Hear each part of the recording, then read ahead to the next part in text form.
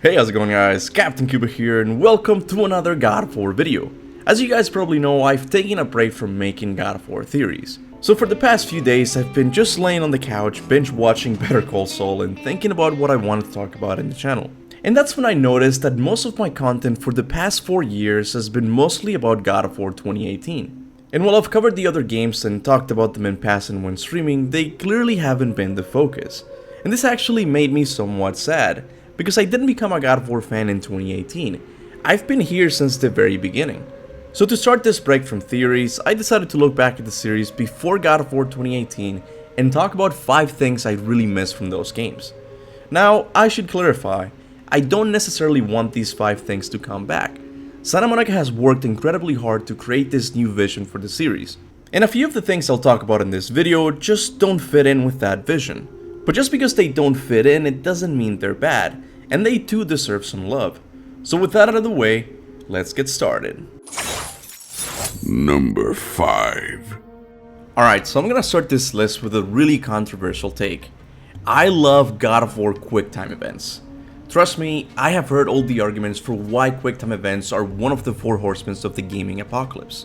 And I gotta say, I mostly agree with the criticism. QuickTime events in games like Bayonetta and Resident Evil 4 are way too fast, and having to start the whole sequence again is a pain in the glutes. And then there's games like Asura's Wrath, Heavy Rain, or Detroit Become Human, which take the term QuickTime event and just make it the whole game. So after a few years of constant bad exposure to QTEs, gamers had enough. So it's no wonder that developers eventually moved away from this practice altogether. And that includes a game that popularized the practice to begin with, God of War. And despite all the arguments for why QTEs are bad, I still miss the ones from God of War. I never really took them as challenges. Instead, I always thought they were a nice way to end the boss fight with a more cinematic flair. But instead of just watching a cutscene, you were actually engaged with what was happening on the screen. Other games like Dark Souls have always had very good boss fights, but I always thought they ended very anticlimactic. The bosses just disappear. This is not the case with older God of War games.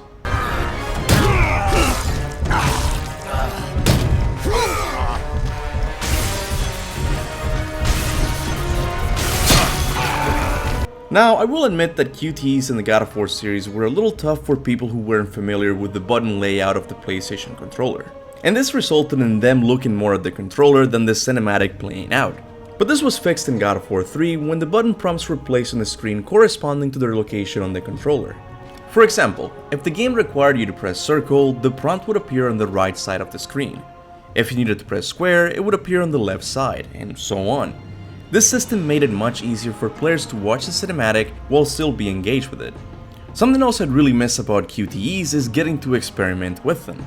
In some instances, when you failed them, the game would reward you with a gruesome execution of Kratos. I can't show it here because YouTube, but if you're curious, go and fail every single QTE from the fight with Zeus in God of War 2. Trust me, you're not gonna regret it. Now, do I want to see some QTEs in God of War Ragnarok? I don't know. I understand that QTEs don't necessarily go along with the more grounded vision for the series at the moment. But just for old time's sake, I really hope the final fight with Odin ends with us smashing circle until our thumbs bleed. Number 4. I have made a name for myself on this platform for objectively having the best and most insightful God of War content of all time. Some people might even say that I'm a genius or something. Please, please, please, no need. But if there's something I can't wrap my head around, this music. I really don't understand how musicians look at something like this page and think to themselves, ah yes, the guitar sequence needs more percussion. The reason I'm telling you this is because I don't want you to take what I'm going to say next as objective truth. This is just my personal opinion. So with that said, I prefer the music from the older games in the series. Now let me clarify. I am in no way saying that God of War 2018 has a bad soundtrack. Barry McCreary is a musical beast. But while the soundtrack does a good job at conveying the sad and more somber moments in the story, I do feel it drops the ball in the more actiony moments of the game. Or at least, the themes in those sections aren't as memorable. The only two that come close to the epicness of the older games are the Mason's theme and the Valkyrie's theme. But even they pale in comparison to the ones from the older games, especially God of War 3's. I mean, listen to this and tell me this theme doesn't give you goosebumps.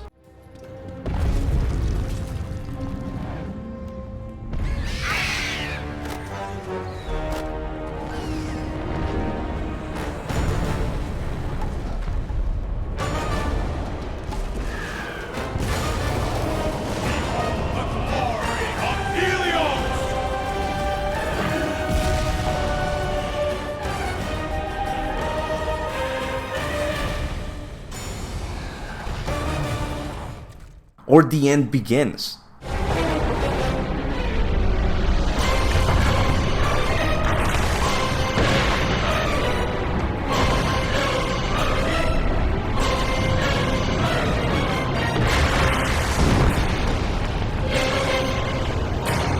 And these goosebump-fueled moments aren't just reserved for the important story moments. One of my favorite musical moments in the series is when Kratos takes Typhon's pain, and you can really feel Typhon's anger thanks to the theme playing in the background.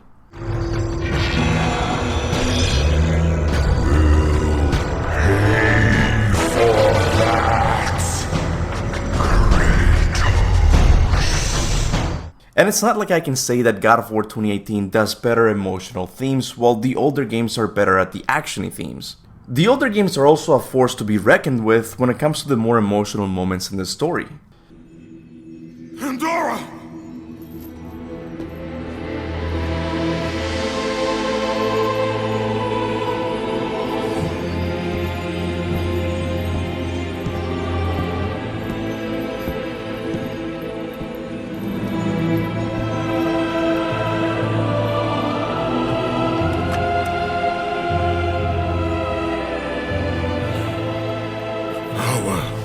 To kill a god.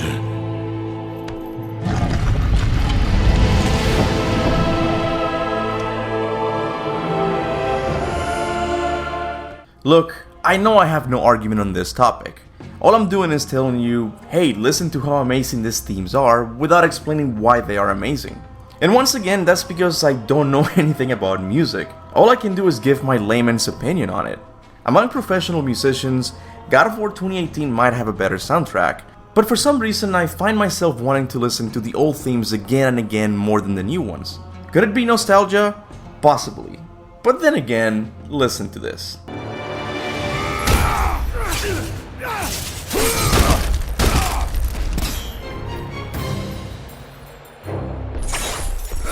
Number 3. God of War 2018 has so many amazing and shiny aspects that I think we were initially blinded to some of its flaws. But now that 4 years have passed and the honeymoon period is over, you start to see where things could have improved. And one that I recently can't stop thinking about is the art direction. Once again, I am not saying that Santa Monica has bad artists. The art in God of War 2018 is superb. What I don't like as much has been the more grounded art direction. I have no complaints about the characters, but the environments on the other hand, they need to be more God of War-esque. Or in other words, they need to feel more mythological. And this is something the older games excelled at. As an example, let's compare fire levels in the series. When Kratos is reunited with Atlas in the story of God of War 2, he is met with enemies that are fire-themed, giant's chains used to bind Atlas to the underworld, Atlas' eye frantically moving in the background, lava pouring into his insides, giant veins throbbing and twitching muscles and tendons for walls. And on top of that, a beautiful horizon despite despair associated with the underworld. On the other hand, let's look at Muspelheim. Yeah, it's really hard for me to praise this realm when it looks like just another volcano. The only thing that comes close to looking God of War-esque is the giant sword seen on every challenge. Why not throw in a couple of shrines dedicated to Surtur, and the higher you go the more adorned they get, or some fire theme enemies exclusive to that area. Something more aesthetically pleasing to look at than just rocks and lava. Now, I have to be fair, there are some beautiful places in God of War 2018. The Realm Travel Room, Thamur's Corpse, the Jotunheim Temple, and of course my favorite, Alfheim. With this entry, I'm mostly talking about Muspelheim and Niflheim, the optional areas in God of War 2018. But even the locations in God of War 2018 that look God of War-esque are often preceded or followed by other sections that just aren't as interesting to look at. I think any of the older games' locations could easily compete with God of War 2018's.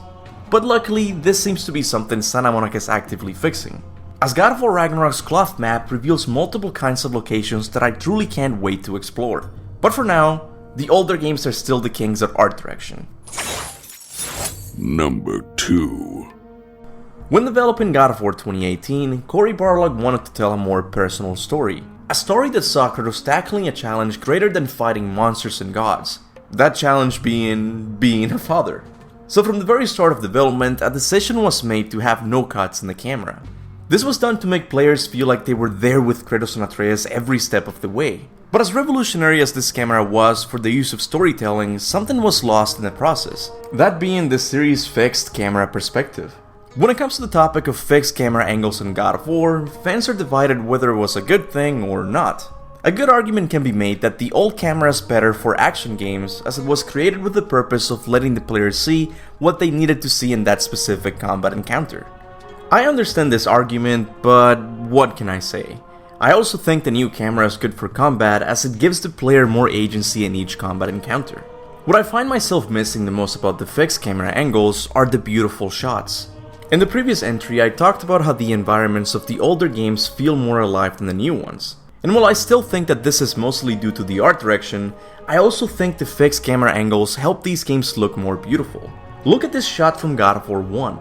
Kratos standing on the Cliff of Madness, and in the distance you can see the bloody blade of the gods embedded in the ocean. The very same blade used to kill Ares. Or how about the giant chain dangling from Pandora's temple with Kronos crawling in the background? Or the beautiful camera pan revealing Hades? There's plenty of camera shots like these that truly make them feel like a freaking Renaissance artist painted them. I'm not saying the fixed camera angle is objectively the best in the series.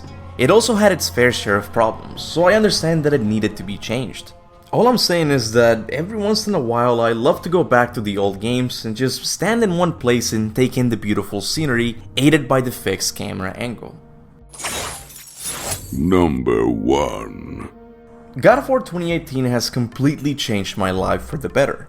Not only has it given birth to this channel, but it also has brought me closer to a fanbase that I really didn't interact with that much in the past. All of this was thanks to an amazing team that poured a lot of hard work into this project. And even though I may dislike some things here and there, God of War 2018 was definitely one of the best experiences I've had with a game in a very long time. Leading the charge in this revolution within this series was the new approach to storytelling, new combat system, and exploration. In a sense, this game feels larger than life.